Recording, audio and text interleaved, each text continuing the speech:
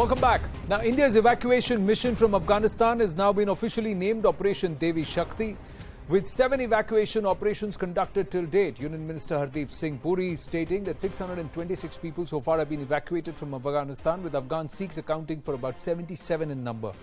Hardeep Puri, along with other senior leaders, welcomed the evacuees and received the 3 copies or texts of the sacred scripture Guru Granth Sahib at the Delhi airport. The Saropas have now reached the Delhi Guru Arjan Dev Ji's Gurdwara in New Mahavir Nagar.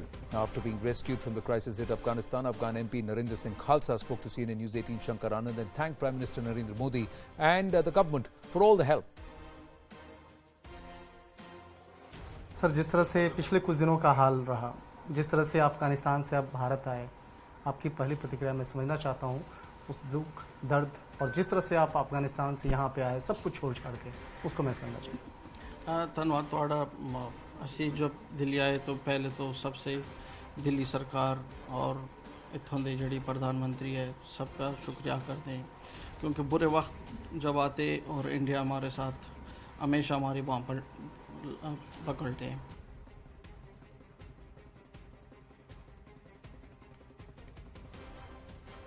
Now the big story, ladies and gentlemen. Let's try and turn the attention towards what's happening in Afghanistan.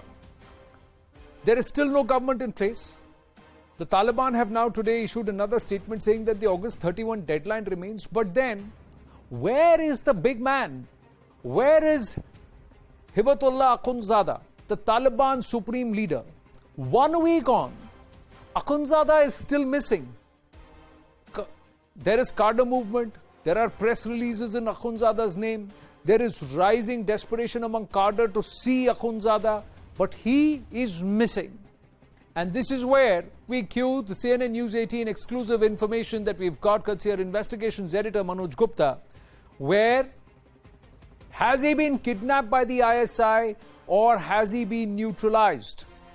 Questions being asked. Points at a big ISI push towards jihad.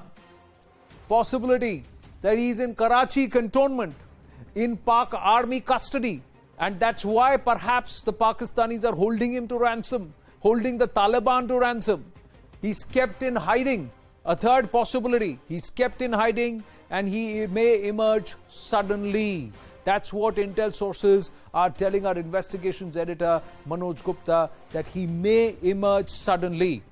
Now, there's more information. The Taliban so far has said that there will be no extension given to the US forces in Afghanistan after 31st August. At the same time, it says it wants talks with the likes of Amrullah Saleh and Ahmad Shah Massoud's son, and has assured everyone complete amnesty. They say they want everybody who's got Afghan interests in mind to come together.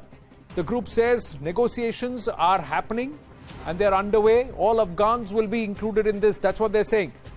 They've also said women will be given space once security mechanism is in place. And on Mullah Akhundzada, they say he will be seen soon. Once again, very, very cryptic. Now, is there a desperate role?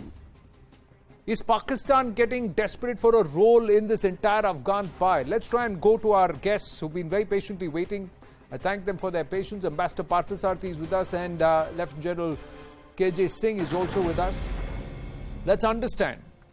Akhundzada, one Khalilzad, Ambassador Parthasarathi, and now Akhundzada is also missing. More than a week on, it's Mullah, brother everywhere. They're talking about the Rabari Shura. They're saying we want everybody on board.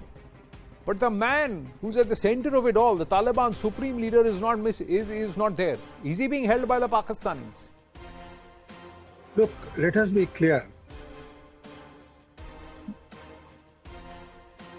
Yes, sir.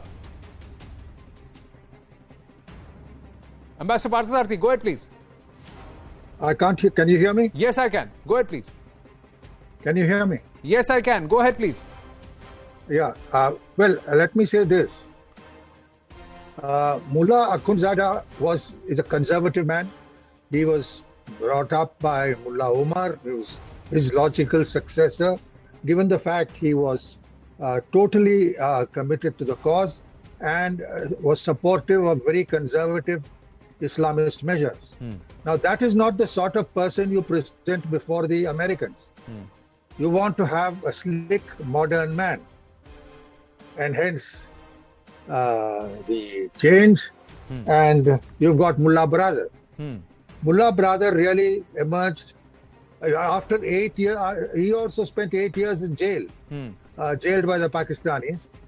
And my understanding is that he was released because he was found to be acceptable to the Americans.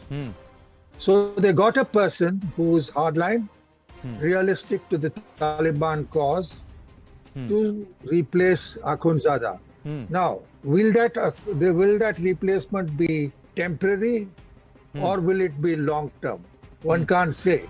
Because Akhundzada is, as I said, known to be a deeply religious man, known to be more interested in religious than political causes, and perhaps may not have fitted the bill of a person to lead the Taliban immediately after the takeover.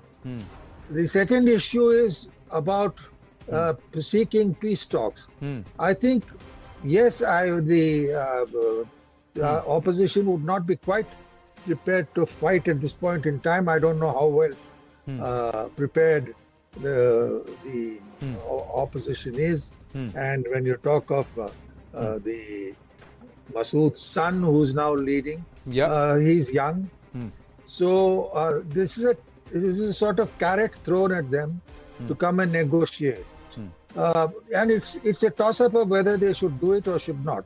Correct. Because right now, one is now clear that of how many people they have mobilized, can they take on a fully equipped this army of these guys. So I think this will play out.